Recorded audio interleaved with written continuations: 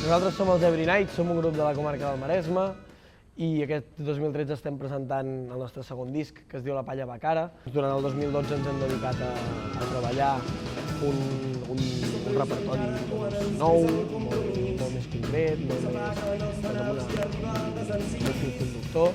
També és un disc molt més contundent, no només pel que fa a la sonoritat, que segurament sonarà molt més explosiva que el primer, sinó també per les lletres que tenen un component de protesta més alt que l'altre i segurament més clar. Molts de nosaltres estem implicats en moviments socials i en moviments de lluita d'alguna manera i intentem que el grup sigui partícip d'això. No intentem que la nostra música sigui tan sols una música per passar l'estona, sinó que escoltar les nostres cançons i veure els nostres concerts et faci plantejar coses.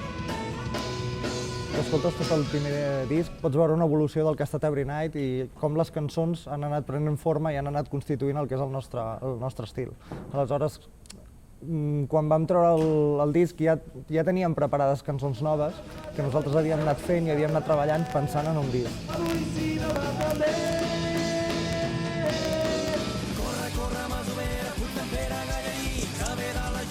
El tema del videoclip al principi ens va sobtar perquè era una cosa que no ens havíem plantejat mai. Vam començar a treballar amb els companys de Claraboia i la veritat és que la relació va ser superbona. Vam fer el videoclip de la Masovera, que va tenir molta repercussió, ens va anar molt bé visualment. El tema dels videoclips ha sigut una excusa que sembla que sigui molt necessari per un grup de música, no? Treballar amb videoclips quan estàs fent promoció del teu disc o de les teves cançons, però en realitat no és més que una excusa per seguir treballant amb el missatge d'una cançó, per exemple, i portar-la a una altra dimensió que a nosaltres no ens és, entre cometes, pròpia, que és el món de l'audiovisual, però sí que ens ofereix molt de camp per córrer amb el camp creatiu. Només ens queda seguir, si no en teniu opció, si empresoneu el món que tenim al cor. Si mai no ens doneu opció, si empresoneu el món que tenim al cor.